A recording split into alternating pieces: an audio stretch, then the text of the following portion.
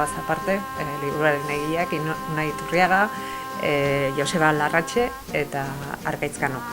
Eta hemen bi ama pontekoak, esan lehizke diela, liburu hau gauzatzen eta lagundu dutenak, besteak beste, Euskal Herriko Unibertsitateko Kultura zuzendaria, Miren Ibarluzea, eta Mikel Laboa katedraderen zuzendaria Amaia Elizalde. Bueno, eta liburuaz zer esan, lehenengo eta behin, orain dela hilabete batzuk argitaratu genuen Ni ez naiz Mikel Laboa liburuaren itzulpena dela. Eta ez nuke aipatu gabe ere utzi nahi, lan hau itzulpena ere, hainbat erakunden parte hartzearen laguntzarekin egin dela, ezta? Liburua ederra izateaz gain, ilustrazio eta hitzen arteko lotura eta jolas gain ez baino gehiago, ederrak dirala eta oso fin eta doi egindako lana dela.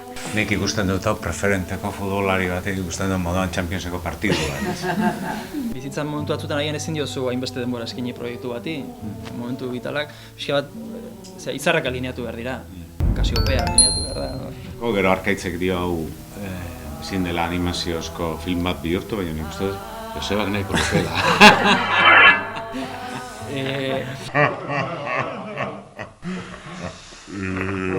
Ez, hau komiki bat da. Baina Moebius ere, animatu zen.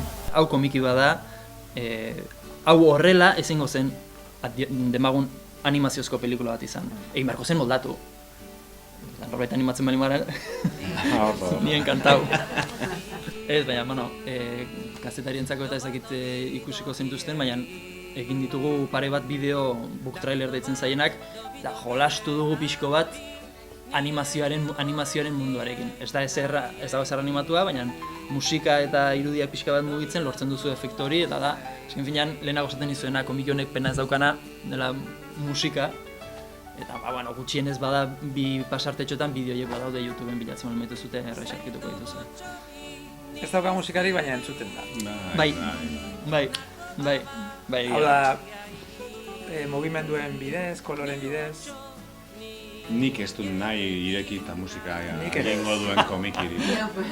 Uste dut, Laboa bai izan dela segurazko error radikaletik kanpo, euskal kantaririk, nola baita esan da, euskararen bestaldera. Gaztelera nagusiki, frantzesaren kasuan ez dakitzen bat, gehien iritsi den kantarietako bat, eta behar bada lotura daukalen Arkaitzek esandako laboerarekin edo bere alderdi esperimentalarekin. Eta nire dauka jakin minitzela.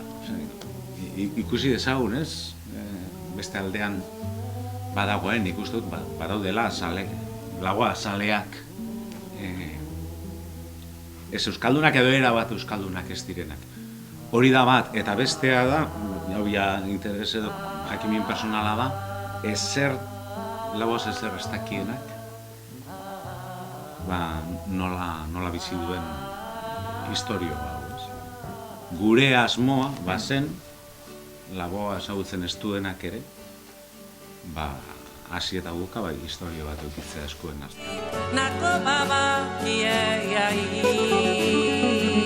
ni ocho, ni